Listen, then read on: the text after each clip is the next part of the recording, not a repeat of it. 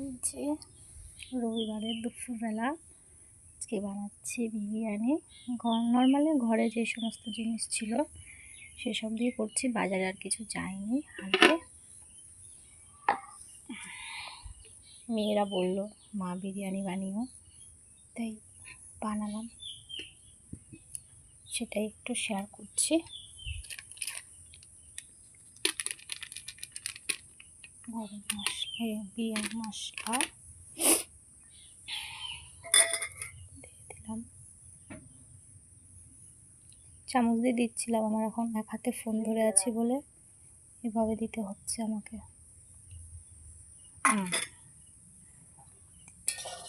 দিয়ে দেবো মাটন বিরিয়ানি হচ্ছে।